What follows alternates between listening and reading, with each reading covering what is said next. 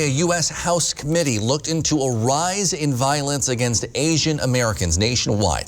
Now, of course, sometimes it's not easy to tell if a crime is just a crime or if it's targeted against a certain group. That's also the case here in the North Woods and North Central Wisconsin. News Watch 12's Georgina Fernandez joins us now live in studio to explain. Georgina? Justin, Wausau police are investigating into a vandalism that occurred earlier this week. Officials at the Hmong American Center told me today, although they're not sure the vandalism was intended to be a hate crime, it wasn't vandalism alone that was the problem.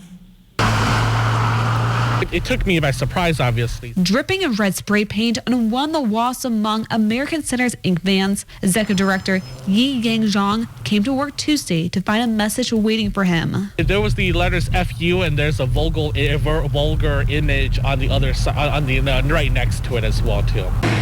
The vandalism was found just hours before a shooting in Atlanta, Georgia, which resulted in 8 dead, including 6 women of Asian descent. But Zhang says, although it was an unfortunate timing that the two occurred, he does not know if the vandalism was linked towards a hate crime. There's no specific evidence that shows that it was a hate crime, but we do know, what we do want to say though is that we are the only Hmong organization in the area here, and and as you can tell, it's fairly clear that to the community that this is where we are. Instead, he says it's not the vandalism that got him upset, but the impact it will have in their small community. That this van here, we were actually in the process of getting it insured. The organization had used the van to transport members to activities before pausing the program due to COVID-19 financial struggles.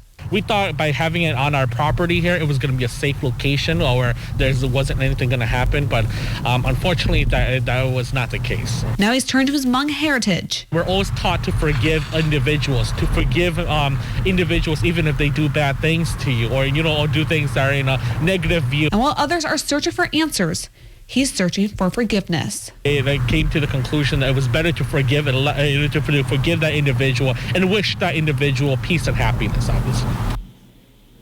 Since the vandalism was reported, the center says the public has stepped in to help them repair the damages done to the car. So far, they have raised over $6,000 in just 2 days. Justin?